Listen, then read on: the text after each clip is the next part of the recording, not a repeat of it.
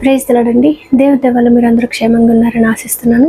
ఇప్పటి వరకు మనం మత్తయి సువార్త 15వ అధ్యాయము 1 నుండి 20 వచనం వరకు చదువుకున్నాం కదండి. ఇవాళ మిగిలిన కొన్ని వచనాలు చదువుకునే ముందు ఒక చిన్న ప్రేయర్ చేసుకుందామండి.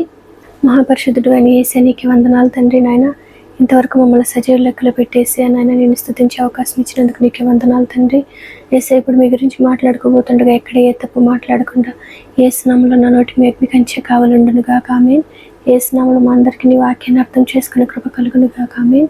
యేసు నామములో అడుగుచున్నాం తండ్రి. ఆమేన్. ఇప్పటి వరకు మనం తెలుసుకున్నాం కదండి. యేసయ్య తన యొక్క శిష్యులతో గెన్నెసరెతు అనే ప్రాంతానికి వెళ్ళి అక్కడ అనేక మంది రోగులను స్వస్థపరిచి అక్కడున్న వారికి సువార్తను కూడా ప్రకటించారు కదండి.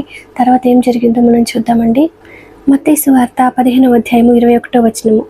యేసు అక్కడి నుండి బయలుదేరి తూరు సీదోనుల ప్రాంతములకు వెళ్ళగా ఇదిగో ఆ ప్రాంతముల నుండి కనాను స్త్రీ ఒకటి వచ్చి, ప్రభువా, దావీదు కుమారుడా, నన్ను కరుణింపుము, నా కుమార్తె దయ్యము పట్టి బహు బాధపడుచున్నదని కేకలు వేసెను.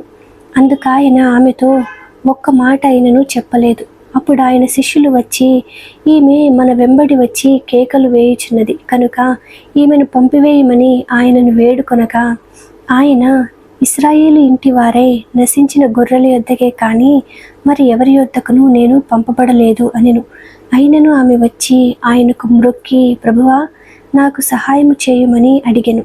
అందుకాయన పిల్లల రొట్టె తీసుకుని కుక్క పిల్లలకు వేయుట యుక్తము కాదని చెప్పగా ఆమె, నిజమే ప్రభువా, కుక్క పిల్లలు కూడా తమ యజమానుల బల్ల మీద నుండి పడు ముక్కలు తినును కదా అని చెప్పెను.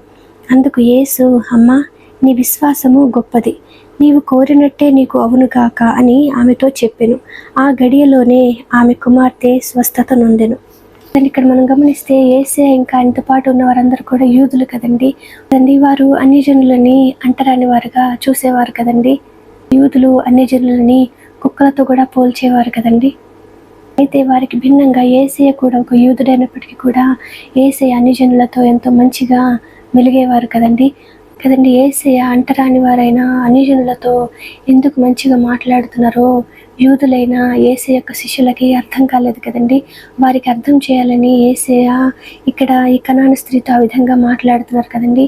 ఎందుకంటే 5 భర్తలు కలిగిన సమరయ స్త్రీతో కూడా యేసయ్య ఈ విధంగా మాట్లాడలేదు కదండి. కానీ ఇక్కడ ఎందుకు కనాను స్త్రీతో ఆ విధంగా మాట్లాడుతున్నారంటే, సమరయ స్త్రీతో యేసయ్య మాట్లాడినప్పుడు ఆయన యొక్క శిష్యులు వెనక ఏం మాట్లాడుకున్నారో యేసయ్యకి తెలుసు కదండి.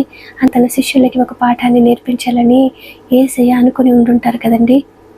ఎప్పుడైతే ఆ కనాను స్త్రీ యేసయ్య దగ్గరికి వచ్చి తన యొక్క కుమార్తెని బాగు చేయమని అడిగిందో, యేసయ్య తన యొక్క శిష్యుల మనసులో ఏమైతే సమాధానాలు ప్రశ్నలు ఉన్నాయో వాటన్నిటినీ కూడా యేసయ్య ఆ కనాను స్త్రీతో చెప్తున్నారు కదండి. యేసయ్య వేసిన ప్రశ్నలన్నిటికీ కూడా కనాను స్త్రీ ఎంతో వినయంతో విశ్వాసంతో సమాధానం చెప్పింది కదండి. అప్పుడు యేసయ్య తన యొక్క శిష్యులను చూసి ఆ కనాను స్త్రీతో చెప్తున్నారు కదండి, నీ విశ్వాసం గొప్పదమ్మా, నువ్వు అనుకున్నట్టే నీకు జరుగుతుంది అనేసి యేసయ్య కనాను స్త్రీతో చెప్పారు కదండి. యేసయ్య కనాను స్త్రీకి ఆ విధంగా సమాధానం చెప్పినప్పుడు యేసయ్య యొక్క శిష్యులకి యేసయ్య అన్నిటికంటే విశ్వాసానికి ఎక్కువ ప్రాధాన్యత ఇస్తున్నారనేసి అర్థమై ఉంటుంది కదండి. కాబట్టి మనం కూడా జ్ఞాపకం ఉంచుకోవాలండి, యేసయ్య దృష్టిలో అన్నిటికన్నా విలువైనది మనకి యేసయ్య మీద ఉన్న విశ్వాసమే కదండి. ఆ కనాను స్త్రీ మాదిరిగా మనం కూడా యేసయ్య మీద విశ్వాసం కలిగి జీవించే కృప యేసు నామములో మనందరికీ కలుగునుగాక. ఆమేన్. యేసు నామములో మనందరికీ సమాధానం కలుగునుగాక. ఆమేన్. ఇప్పటి వరకు మనం చదువుకున్నాము మత్తయి సువార్త 15వ అధ్యాయము 21వ వచనం నుంచి 28వ వచనం వరకు వాక్యాన్ని అర్థం చేసుకునే కృప యేసు నామములో మనందరికీ కలుగునుగాక. ఆమేన్. Praise the lord.